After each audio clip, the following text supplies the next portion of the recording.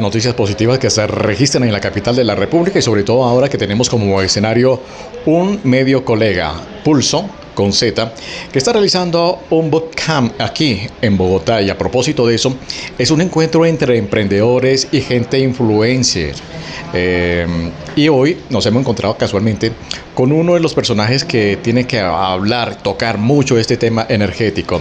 Estamos hablando de Javier Lázara Foscaldo, que es un personaje hecho en la vida real. ¿Por qué? Porque para enfrentar una crisis energética se necesita corazón, se necesita estar presente y no en una ficción. Lo que vamos a presentar casualmente es algo real, no es una ficción. Es un libro que él ha bautizado Se hizo la luz. ¿Quién es él? Pues él es un abogado, experto en servicios públicos y también manejo de crisis del sector energético.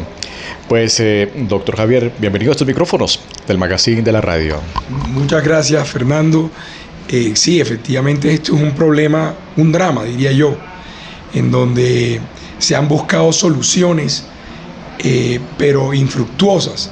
A diferencia de todo el país, en las principales regiones o en la mayoría de las regiones, se han encontrado soluciones, en el Caribe colombiano no.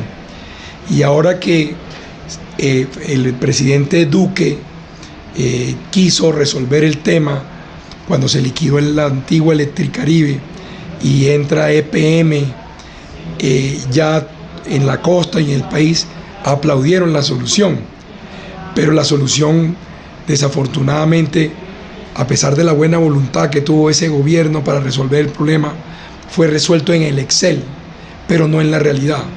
La gente sigue pagando una alta tarifa y el servicio sigue siendo pésimo. Entonces, yo siento parte de esa frustración porque yo he estado en varios momentos y cumpliendo varios roles y el problema subsiste. Y eso me ha llevado a que lo que hemos visto, cuáles son los problemas, podamos presentarlos como alternativas de solución. Federico Gutiérrez, por ejemplo, dijo que el peor negocio de EPM había sido comprar a Finia, que es una de las empresas que entraron a operar en el Caribe. Ahí explico por qué no fue un mal negocio, sino cuáles son los problemas estructurales que tiene, sino que de pronto él le puede tener miedo a los retos. Yo creo que es más en lo segundo. Y bueno, hay un tema bien interesante. En el año 92, cuando se presenta el apagón en Colombia, Javier ya estaba pensando en conseguir esos problemas para poderlos enfrentar y buscar a futuro una solución. Es que en 1942, cuando se expide la Ley de Servicios Públicos y la Ley Eléctrica 142 y 143, yo casualmente era secretario general del Ministerio de Minas y Energía. Muy joven, pero desde entonces me comienzo a preocupar y a conocer el problema y todas las medidas legislativas, regulatorias fortalecieron el sistema porque desde el 92 no hemos vuelto a tener un apagón.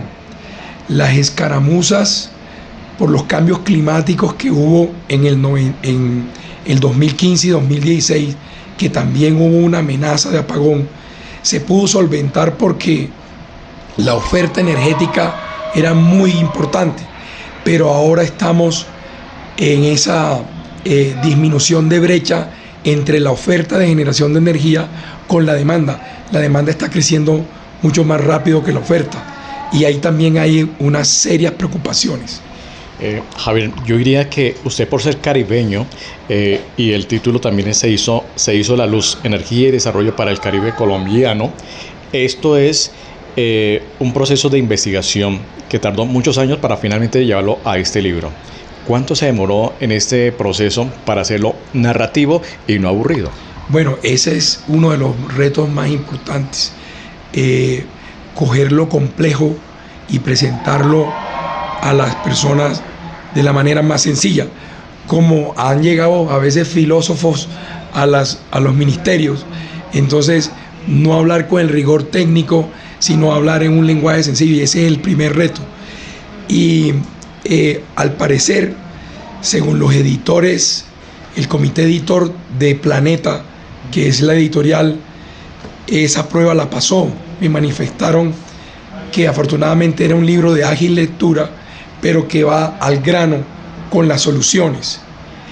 Cuando una de ellas, porque quiero que se lean el libro, no lo voy a contar todo acá, pero si es un sistema interconectado nacional, el problema que hay en la costa es de todo el país. Y es que aquí de pronto en Bogotá, los diferentes actores dicen, ese problema ya del Caribe, que allá en el Caribe consumen mucha energía y peyorativamente son unos ladrones de energía. Ese problema lo arreglan ellos. Pero eso es lo mismo como decir, cuando a usted le preguntan si usted es un sistema humano, ¿cómo está de salud? Divinamente, pero tengo un riñón que no me sirve. Está enfermo usted. Entonces, el llamado aquí con unas fórmulas, y aquí presento una tabla de con pequeños aportes de toda la cadena se puede resolver este problema. Es bastante interesante saber que hace poco, yo creo que fue como el año pasado, hubo un cambio de operador. ¿La solución es un cambio de operador o el problema sigue así cambian los operadores? Eso es como decir si el problema es del carro o es del conductor. Aquí han pasado muchos jugadores internacionales.